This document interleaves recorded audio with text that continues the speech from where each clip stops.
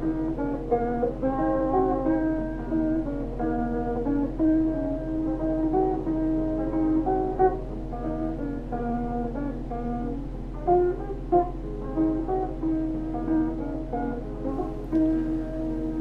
and welcome to another instalment of our occasional podcast called I Wish I Hadn't. I'm Dave Hill. And I'm John Wyatt.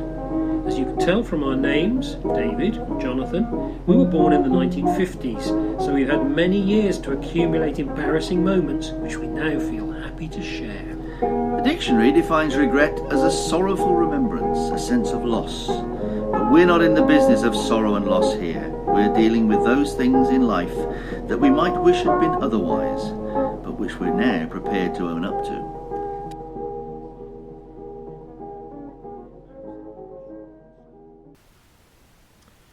So Dave, you know the game Two Truths and a Lie? I do indeed. I've played it many times, certainly in my teaching career with children and variations of it. Right. Yeah, well, for anybody who isn't initiated, it's where you tell three facts about yourself or incidents, two of which must be true and one of which is untrue. And then it's for other people to discover which is the untrue one. Which is the untrue one. So we're going to take it in turns to reveal three I wished I hadn't about ourselves, one of which in each of our cases is false. Yes. So Dave, do you want to lead us on? And indeed, and in certain cases, though they may be true, I think in my own case, I think some of the ones that are true, I'm tentatively saying I wish I hadn't, but certainly at least one of them is a definite I wish I hadn't anyway. Yeah. So okay. So here my first story, if you like, my first foray into this takes me back to when I was away abroad and on a visit to it was an academy for Air Force cadets in America. Yeah, I'm beginning to believe this isn't true. And on this visit, I went to, at the end of this tour, it was quite a impressive building, and they had a gift shop, as all these places, everywhere has a gift shop these days, doesn't it? And I went in the gift shop and I looked around and did the normal thing that everyone does of picking things up and saying, how much? How much? And decided, I think in the end I bought a postcard or something because I thought this is just ridiculously priced, all these things in here. Lovely and good quality. But so then I went to exit, not through the front door that we'd come in through, but through the back door which said exit on the top. Walked through the back door and a voice suddenly said, hold it please sir, stand right still. And I looked up and there were two police cars, both with officers pointing rifles in my direction. True, definitely true. And another one round the side of it with a revolver. And I said to my wife at the time, whatever you do not move a muscle. Because we have guns pointing at us. And I didn't. I stood absolutely stock still, my heart beating out of my mouth, basically. And after about what seemed like ages, but was probably about a minute and a half of walkie-talkie connection between the police and someone else, the man then said, it's okay, sir. You may go. And I did. And it turned out that this had been an exercise that they were carrying out where communication had been very poor. And the people who were supposed to tell the police they weren't going to do the exercise that day had forgotten. Okay. So.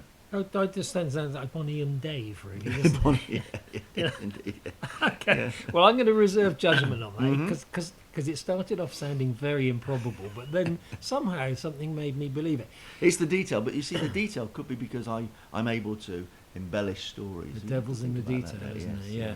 Yeah. Mine is actually a fact. My first one, very short, is that every time I eat a mint, I sneeze. Okay. I wish it wasn't true. Yeah. But every time I eat a mint, You sneeze. I, No. whether that's an allergic reaction or what, I don't know. But Yeah. Do you want me to have a guess now as to no, the no, no, veracity? no. Save it for the I will end. bear that in mind. Because I'll we'll think praise mint. each of them at Okay, the end, yeah, and then we'll okay, have mint. to. Okay, Yeah. yeah. So you can launch into your second Okay.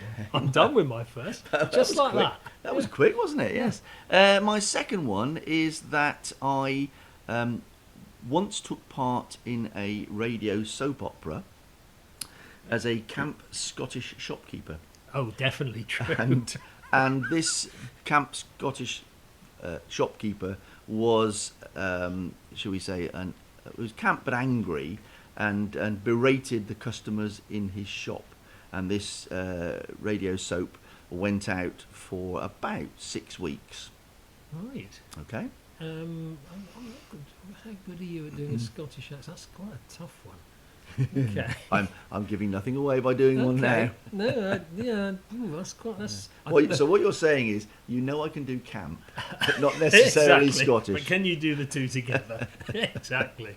Yeah. Shopkeeper, easy. Yeah. Okay, so I'm inclined to think so far that the first one was true, and the second one, I don't know so much. Anyway, I'll move on to my second one. Okay. And this is when I went to stay in the flat with one of my children. And they had several housemates, one of whom was quite obnoxious. They didn't like him. I didn't like him. And we were going to go out for the day, and he had come in and he'd left his wallet on the side of the sofa. Mm-hmm. And so we decided between us, my child and I, My child no and- names, because he might give it away, to actually hide his wallet. Right. We thought this would be fun. This would be a good prank because we don't like him. So we tucked it under the sofa seat, and we went out giggling, thinking, "Ha, he'll have to search all round the house to find it." We went out for the day. We came back in the evening and discovered that he had virtually turned the place upside down. Hadn't found the wallet. Had rung his bank, cancelled all his cards. Okay.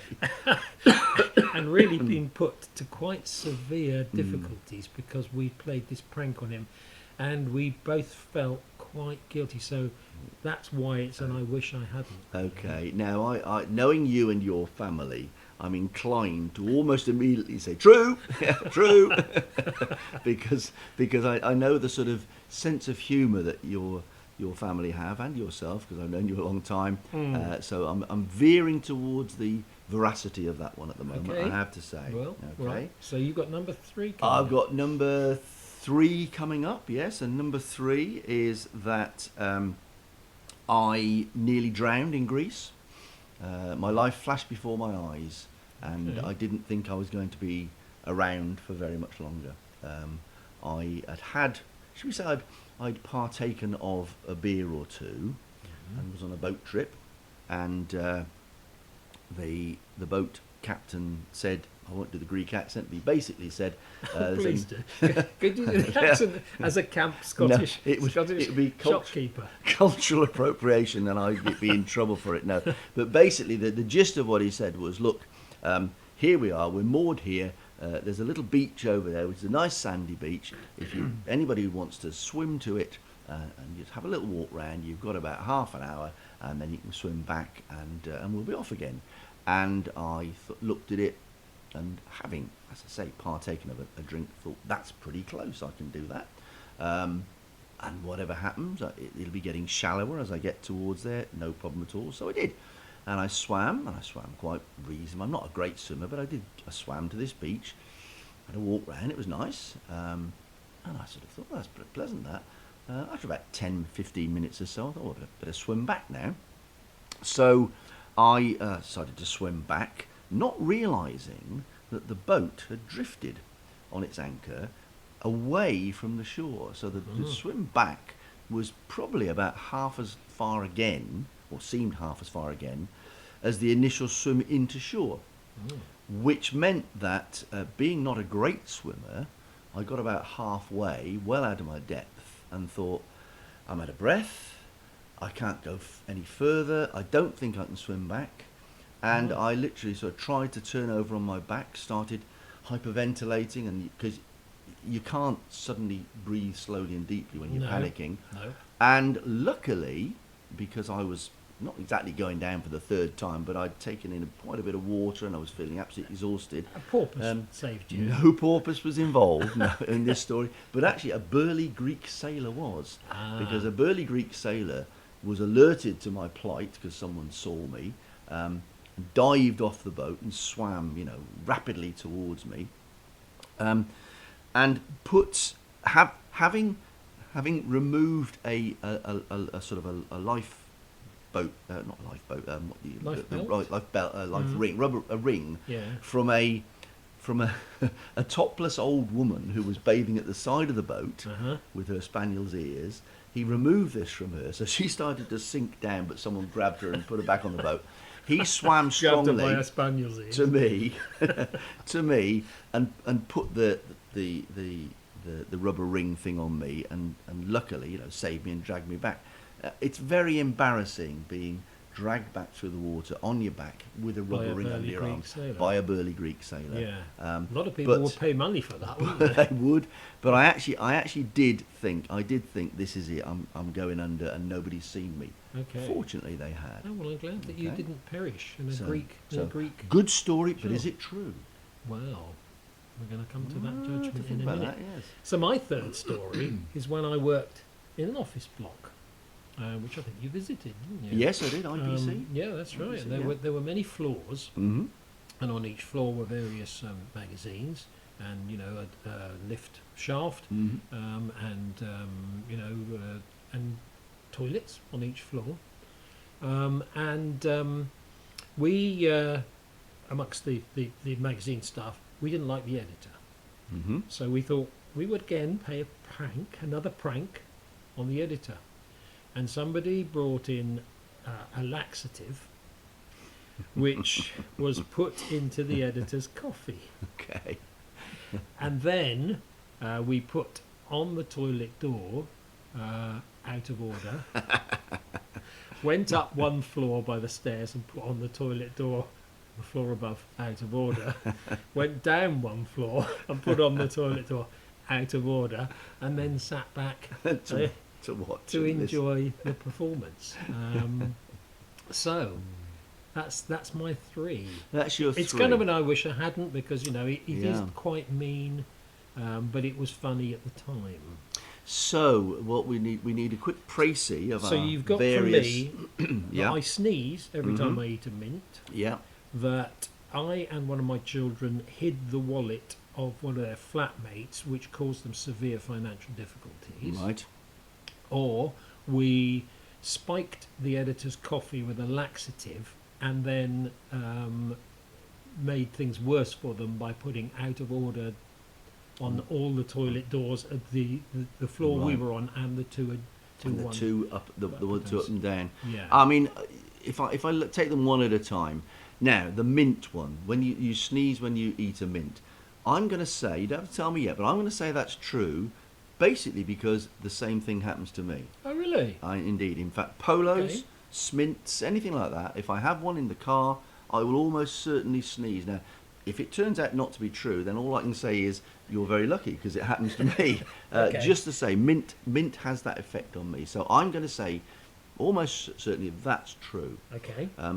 As I said to you, I know you and your family, and the credit cards and bank cards and financial hardships for the poor person who couldn't find their wallet.